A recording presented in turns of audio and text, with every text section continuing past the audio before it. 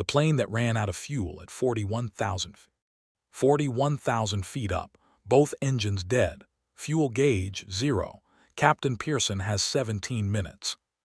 Before this 767 becomes a glider, 61 passengers behind him, still drinking coffee.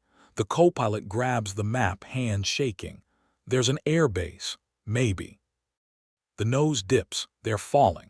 This is Air Canada Flight 143, July 23, 1983. A Boeing 767, 3 months old, flying from Montreal to Edmonton with a scheduled stop in Ottawa. There are 69 people on board.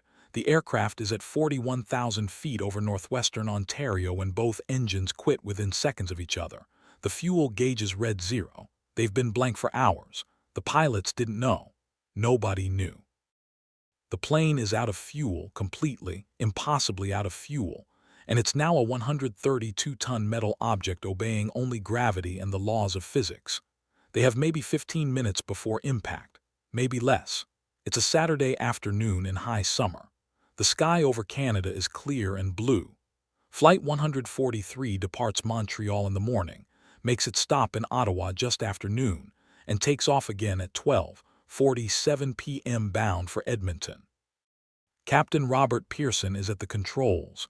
He's 48 years old, an experienced pilot with thousands of hours in the air. His co-pilot is First Officer Morris Quintal, 36, former military pilot, steady and competent. The cabin crew goes through their routines. Passengers settle in. Some read, some sleep. A few look out the windows at the patchwork fields and lakes sliding by below. The 767 is new to Air Canada's fleet. Modern, advanced. It's equipped with digital fuel gauges, computerized systems, everything state-of-the-art. The aircraft is supposed to be metric, operating in kilograms because Canada made the switch to metric in the late 1970s. But the transition isn't complete. Some procedures still use pounds, some use kilograms. The ground crews are still adjusting. The pilots are still adjusting. Everyone's adjusting, and in that confusion, in that gap between old and new, something goes wrong. Before takeoff in Montreal, there's a problem with the fuel quantity indication system. The digital gauges aren't working properly. A circuit breaker issue. A faulty processor. The maintenance crew knows about it. Captain Pearson knows about it. According to regulations, the aircraft shouldn't fly without working fuel gauges, but there's a workaround. The fuel can be measured manually using drip sticks inserted into the tanks. It's old-fashioned, but it works. The mechanics do the calculations. They tell Pearson the plane has enough fuel. He checks the numbers himself. Everything seems fine. The flight is cleared. At the refueling in Ottawa, they do it again. More manual measurements, more calculations. The refueler is experienced. Captain Pearson is watching. The numbers are written down, double-checked. The aircraft is cleared for departure. Nobody realizes the calculation is wrong. The conversion factor they're using is incorrect. They're calculating in pounds when the aircraft needs kilograms. The plane has roughly 22,300 pounds of fuel. It needs 22,300 kilograms. They've loaded less than half of what's required. Somewhere over Red Lake, Ontario, about halfway to Winnipeg, a warning beep sounds in the cockpit. Pearson and Quintal glance at the instrument panel. A small amber light. Fuel pressure dropping in the left engine's pump. It's not dramatic. Just a single indicator. They run through the checklist, check the fuel flow, check the pumps. Everything else looks normal. The gauges are still blank, still useless, so they can't see the fuel quantity. But they trust the numbers from Ottawa. They trust the calculations. There should be plenty of fuel. Minutes pass. Another beep. This one sharper. The right engine now. Another fuel pressure warning. Pearson's eyes narrow. He reaches for the radio. Before he can speak, the cockpit erupts in noise. Alarms, buzzers, lights flashing across the panel. The left engine is losing power. The instruments are going haywire. Quintal is scanning the gauges, his hands moving fast. "We're losing the left engine," he says. Pearson's jaw tightens. He keys the radio. "Winnipeg Center, this is Air Canada 143. We have a fuel problem." The controller's voice comes back, calm and professional. 143, Roger. What is your status? We're showing fuel pressure warnings on both engines. We may need to divert. The words are still hanging in the air when the left engine dies, just stops.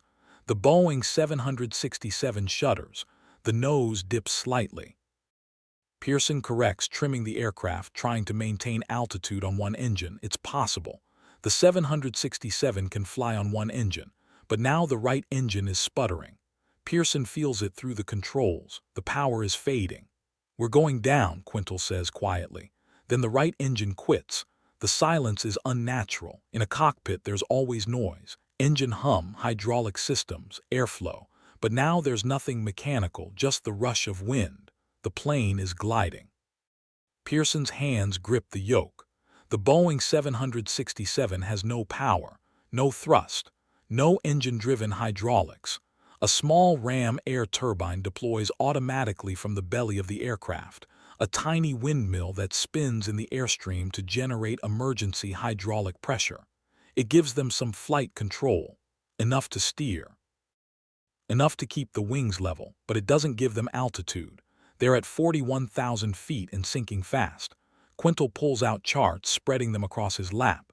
His finger traces lines, measures distances. "Winnipeg is too far," he says. Pearson knows. The 767's glide ratio is roughly 12 to 1. For every 12 feet forward, they lose 1 foot of altitude. It's not terrible for a glider. It's disastrous for a jetliner. Quintal keeps scanning the map. His eyes stop. "Gimli," he says. "There's an airstrip at Gimli." Pearson looks at him. "Gimli, former Air Force base. I trained there. It should have runways." Pearson calculates in his head distance, altitude, rate of descent. It's going to be close, very close. "Set course for Gimli," he says. Quintal inputs the heading. The nose swings slightly. The artificial horizon shows a gentle bank. Outside the windscreen, the Manitoba landscape spreads below them. Lakes, forest, fields. It looks peaceful from this height. It looks very far away. In the cabin, the passengers feel the shift. The engines have gone quiet. Some notice, some don't. The flight attendants move through the aisles, their faces calm, professional. They don't say anything yet. In the cockpit, Pearson is thinking like a glider pilot. He's flown gliders for years, small sailplanes that ride thermals and wind currents, landing on grass strips with no engine at all. This is different. This is a 132-ton commercial airliner, but the principles are the same. Manage your energy. Manage your altitude. Don't waste a single foot. Quintal is on the radio now, declaring an emergency, giving their position. The air traffic controller sounds tense but focused. 143, you're cleared direct Gimli. Emergency equipment will be standing by. Quintal doesn't tell him they're gliding. He doesn't have to. The controller can hear it in his voice. The altitude is bleeding away. 35,000 feet. 30,000. Pearson keeps the speed steady. Too fast and they'll waste altitude. Too slow and they'll stall. The ram air turbine whines, spinning furiously, giving them just enough hydraulic pressure to move the flight controls. Every input is deliberate. Every adjustment is precise. Quintal calls out altitude and distance. 28,000 feet. 40 miles to Gimli. Pearson nods. His face is set, focused. He's done the math in his head a dozen times. They might make it. They have to make it. The flight attendants are preparing the cabin now. They move quickly, calmly, giving instruction. Brace positions, emergency exits. Passengers are starting to understand. The plane is too quiet. The descent is too steep. Some people are crying. Some are silent, staring straight ahead. The attendants keep their voices steady. Bend forward, head between your knees, arms over your head. They demonstrate again and again. There are 61 passengers, 6 cabin crew. They have minutes to get everyone ready. Pearson looks at the altimeter, 20,000 feet. The ground is getting closer. He can see details now. Roads, buildings, the dark line of a highway. Quintal is straining to see ahead. "There," he says, pointing. Pearson follows his gaze. Gimli, a small town, and beyond it the airstrip, 2 runways, long straight lines cut through the fields. Pearson feels a flicker of hope, but something is wrong. As they get closer, he sees movement on the runway, vehicles, people. What the hell? Quintal leans forward, squinting. There are people down there. The runways aren't empty. One of them is closed, torn up for construction, big metal barriers blocking the far end. The other one is active. But not for planes. Gimli's decommissioned Air Force Base has been turned into a drag racing strip, and today, Saturday, July 23, it's family day at the Gimli Motorsports Park. There are cars on the runway, kids on bicycles, families with lawn chairs. The races are over, but people are still there, hanging around, talking, enjoying the summer evening. Pearson makes a decision. He has no choice.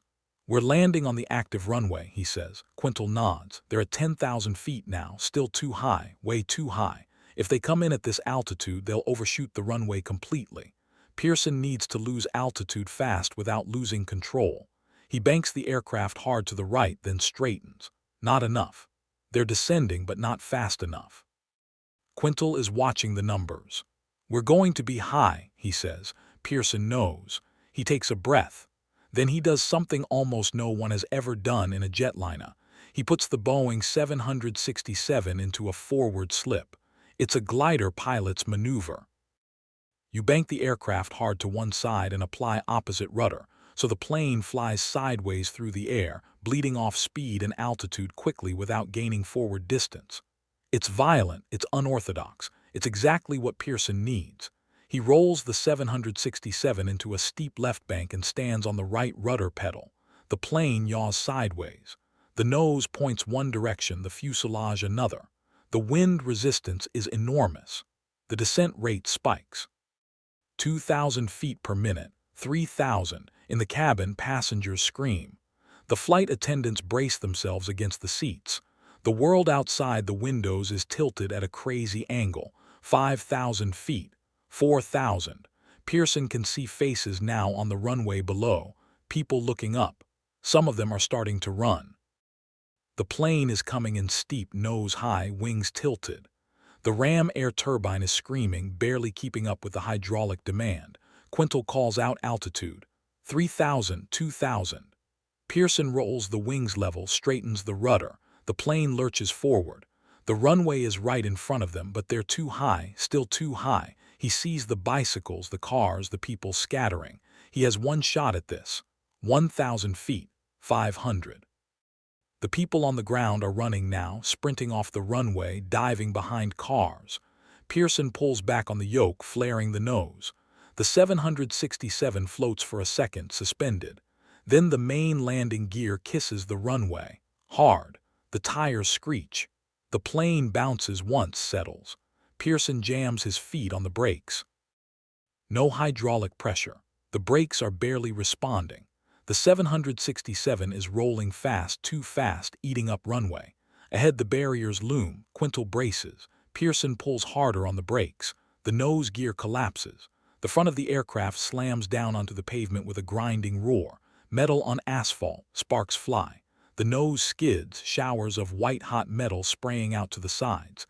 The deceleration is brutal. Passengers are thrown forward against their seatbelts. Overhead bins pop open. The plane is still moving but slowing now, the friction doing what the brakes couldn't. The nose plows a groove into the runway, the smell of burning metal and rubber filling the air. And then, finally, the Boeing 767 stops, 50 feet from the barriers. 50 feet from disaster. For a moment nobody moves. The cabin is silent except for the creak of metal and the hiss of fluids leaking. Then someone coughs. Someone else unbuckles their seatbelt. The flight attendants are already moving, shouting commands. "Get out, move, use the exits." The doors open. Emergency slides deploy. Some don't work because of the collapsed nose gear. People are jumping from the wings, sliding down the evacuation chutes, running across the hot pavement. Smoke is rising from the nose. There's a small fire starting. Pearson and Quintal are the last out. They stand on the tarmac, watching their passengers stream away from the wreckage. Everyone is out. Everyone is alive. Not one person seriously injured. On a runway that was supposed to be closed. In a plane that had no fuel, no engines, no power. Against odds that shouldn't have existed. Air Canada Flight 143 became known as the Gimli glider. The investigation afterward uncovered the chain of errors. The faulty fuel processor. the miscommunication between maintenance and flight crew, the incorrect conversion factor, pounds confused with kilograms. A simple math error multiplied by human assumptions, by incomplete procedures, by the messy overlap of metric and imperial systems. The Board of Inquiry found fault with Air Canada's training, with the maintenance protocols, with the way the new 767 fleet was being integrated. Captain Pearson was demoted for 6 months.